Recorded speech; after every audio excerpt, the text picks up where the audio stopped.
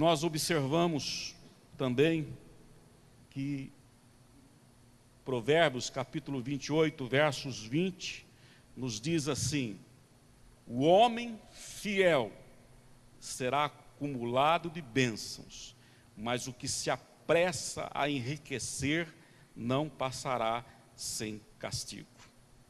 É hora, portanto, de resgatarmos a fidelidade, tê-la como algo de grande valor em nossa vida.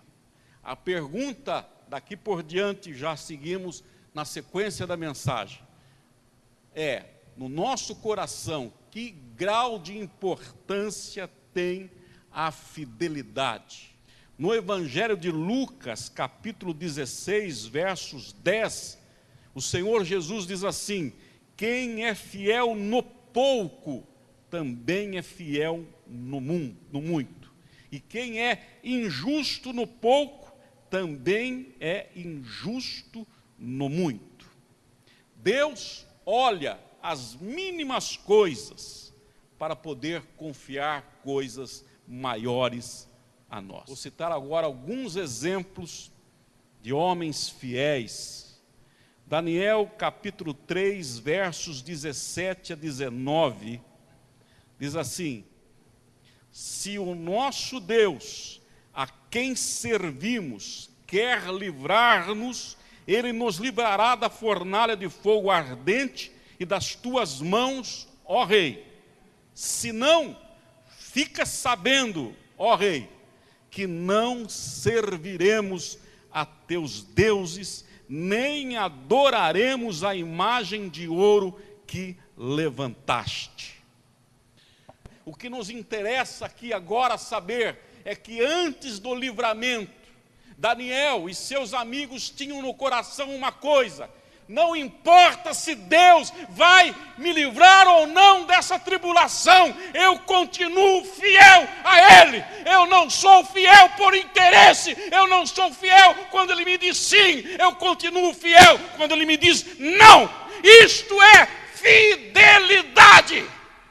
Fidelidade na sua essência.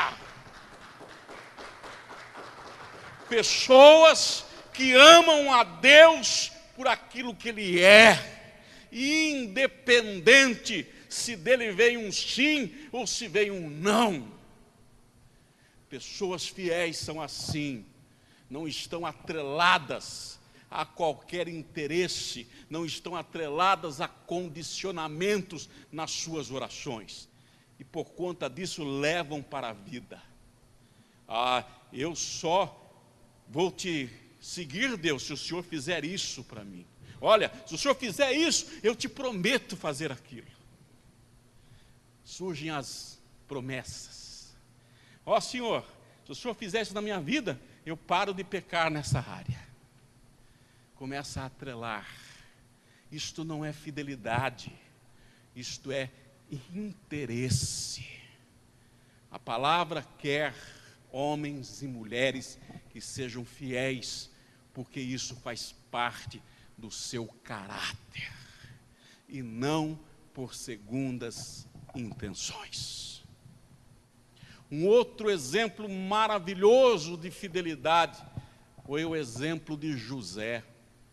José era um homem de um coração amoroso, de um coração sensível, uma pessoa que amava muito aos seus pais.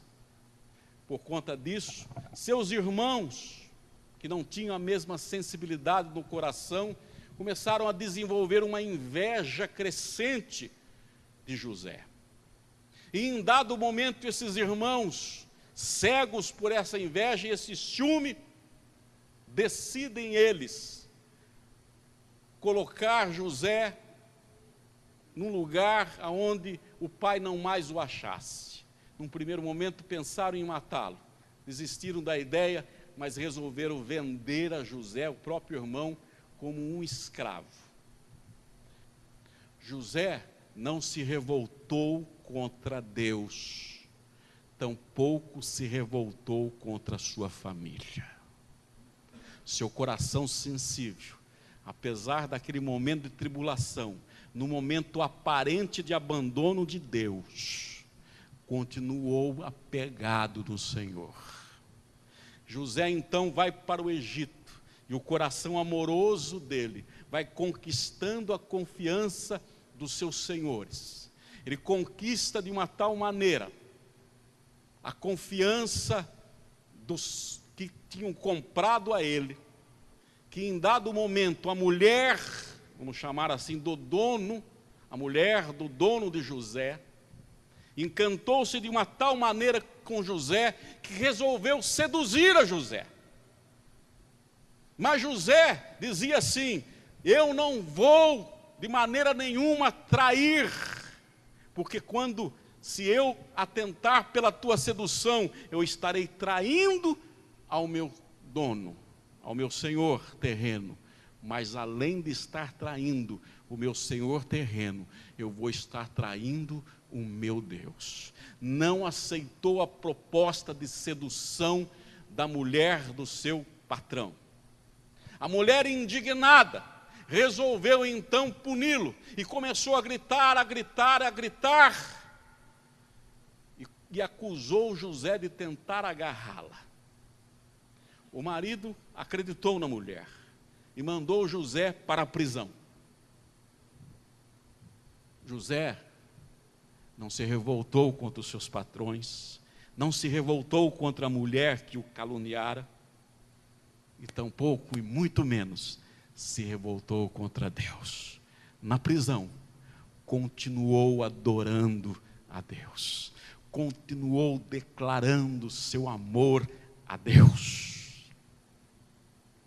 E a sensibilidade daquele coração foi conquistando as pessoas dentro da prisão, que o carcereiro ficou tão amigo, que simplesmente deu liberdade a José ali dentro, até mesmo de substituí-lo. José passou a ter uma grande fama, até que foi chamado pelo próprio faraó, a que ele pudesse revelar uma visão em sonho que o próprio faraó tinha. Ninguém conseguia interpretar o que o faraó havia sonhado. Ele chamou seus magos, o faraó chamou seus astrólogos, o faraó chamou todos os seus religiosos, ninguém conseguiu decifrar o sonho de faraó, até que, caindo no ouvido de faraó, que havia ali na prisão um homem chamado José, que era capaz de dar a ele a revelação do sonho. Dito e feito, José foi, revela o sonho e livra o Egito de um enorme período de fome e destruição. O rei, o faraó, grato, coloca José como governador ali no Egito. E por conta disso, a fome que assolava a terra naquele momento, com exceção do Egito, por causa do cuidado do governador José, fez com que a família, os irmãos de José, fossem até o Egito atrás de comida. E os irmãos deram de cara com quem? Com o irmão que havia sido vendido por eles. Mas não havia ódio, não havia amargura no coração de José. Olha o que José diz aos seus irmãos que o haviam vendido: vocês intentaram fazer mal a mim, mas tudo o que vocês intentaram fazer, Deus pegou tudo isso e transformou em coisa boa para mim. De tal maneira me abençoou que hoje eu posso matar a fome de vocês. Olhou para seus irmãos e José os amou e pediu o contato com o pai que tanto amava. Coração fiel. Coração fiel é aquele que não depende de circunstâncias. É aquele que mantém-se firme, porque conhece o Deus a quem serve, porque conhece o Deus a quem ama, porque conhece o coração de Jesus Cristo. Não é alguém que é fiel apenas no momento em que as coisas estão correndo às mil maravilhas. Nos momentos difíceis, quando a mente humana não é capaz de entender tantas dificuldades ou tribulações, o coração continua firme na presença do Deus vivo. Isto é fidelidade a ser resgatada pela igreja do Senhor Jesus Cristo. E nós somos convocados e chamados a resgatar esta fidelidade emocionante que dá sentido e dignidade a nós enquanto seres humanos e como cristãos que creem na pessoa adorável de Jesus Cristo. Por que que as pessoas não conseguem ver Deus na sua autoridade e quer sempre distorcer e chamá-lo de autoritário? Porque as pessoas desenvolvem, infelizmente, duas coisas terríveis no coração: o orgulho e o egoísmo. O orgulho é aquele que impede que alguém esteja acima de nós. O ser humano nunca quer estar por baixo. Ele quer ter sempre a última palavra. O orgulho dele não permite ele dizer de coração: sim, Senhor. O orgulho faz com que o homem não saiba pedir perdão e nem ser perdoado. Reflita, veja se não há traços de orgulho dentro de você. Porque quando o orgulho se instala, nem mesmo Deus nós queremos sobre nós. Pensamos às vezes que queremos Deus sobre nós, mas perceba a sua vida de oração. É sempre dizendo para Deus o que Ele tem que fazer para você. Deus, faz isso para mim. Oh, Deus, faz mais aquilo. Inverte-se o processo. Deus é servo e você é Senhor. E ai deste Deus, se Ele não fizer conforme a tua vontade. Frieza no coração, ingratidão, revolta, fuga para o mundo. Deus não me ouviu, não me interessa mais. Orgulho é a tradução de tudo isto. Egoísmo, porque tantas e tantas pessoas querem Deus apenas e tão somente para que Ele seja o autor das satisfações de seus desejos neste mundo. Isso significa que na infidelidade está a raiz do orgulho e do egoísmo. E aí Jesus diz assim, em Lucas 6,46: e por que me chamais Senhor, Senhor, e não fazeis o que eu digo? Ora, como que vocês podem me chamar de Senhor, Senhor, se sequer fazem o que eu menciono? Dois pesos, duas medidas. Se as palavras pudessem traduzir o coração de muitos, esse versículo iria ser descrito, ou nós estaríamos falando assim para Deus: Deus, servo meu, fazei isto para mim. Aonde a palavra de Deus quer nos ensinar que muitas e muitas vezes nós queremos servir a Deus entregando algumas áreas de nossas vidas, mas queremos manter as outras desagregadas de Deus. Ah, Deus pode entrar na minha vida nesta área e naquela área, mas nessas aqui não. Sabe, uma das coisas mais complicadas na vida do ser humano são as coisas que envolvem o poder financeiro, o dinheiro. Por isso, por exemplo, lemos aqui constantemente Provérbios capítulo 3, versos 9, que diz assim: honra ao Senhor com a tua fazenda e com as primícias de toda a tua renda. Quantas pessoas não conseguem entregar as primícias de suas rendas a Deus? São inúmeras. Quando nós não entregamos as primícias, simplesmente nós estamos desconsiderando que a fonte de toda a nossa renda é o Senhor. E aí começamos a criar justificativas mil para não entregarmos as primícias, as primeiras coisas. E uma delas, por exemplo, eu não vou entregar as primícias na igreja porque o pastor é ladrão. E vai para o bolso do pastor. Logo o pastor está comprando carro. Se ele é ladrão, saia da igreja, meu irmão. O que você está fazendo lá? Seguindo um pastor que está pregando e é ladrão?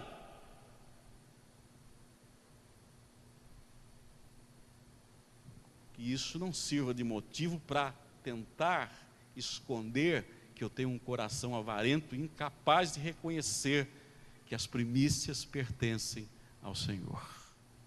Tudo é dele. E tudo nos é delegado porque Deus quer nos abençoar. Mas a partir do momento que nós temos consciência, a casa que eu moro, embora esteja lá na Escritura o meu nome, não é minha, mas é do Senhor, vem dele. O trabalho que eu tenho, por mais inteligente que eu possa ser, se Deus um dia quiser me tirar, eu perco, vem dele. Quando eu vou reconhecendo que Deus está me dando tudo para que eu cuide, então eu começo a entender que as primícias são meras consequências de quem reconhece que tudo vem do Senhor. Se fosse possível, e não é, porque Deus os ama de forma completamente imparcial e completamente incondicional, mas se fosse possível Deus virar a cara para nós, nós perderíamos tudo o que pensamos ter. Lembra do Império Romano? Foi o maior império que existiu nessa terra, o Império Romano. Hoje, este império é apenas destroços. Foi-se a glória do Império Romano. Foi-se a glória do Império Babilônico. Foi-se a glória do Império do Egito. O Egito era o ápice do mundo. Acabou. Tudo acaba. Quando acharmos que estamos de pé porque somos os tais, vamos cair. Tudo vem de Deus. A Ele, verdadeiramente, toda honra, toda glória, toda adoração, todo louvor e toda gratidão. Davi diz assim: escolhi o caminho da fidelidade e decidi-me pelos teus juízos. Oremos. Sim, Pai, como Davi orou, como Davi declarou, queremos nesta noite declarar e orar. Escolhi o caminho da fidelidade. Como reflexo de um coração agradecido por ter conhecido um Deus tão maravilhoso, que excede as mais bonitas e as maiores das palavras que possam qualificá-lo. Tu és maravilhoso? Não, é muito mais do que maravilhoso. Tu me amas? Não, tu me amas muito mais do que me amas. Minha mente não consegue captar a grandeza deste amor. Obrigado por nos amar com tamanha grandeza. Obrigado por ser o nosso Deus. Em nome de Jesus. Amém. E amém.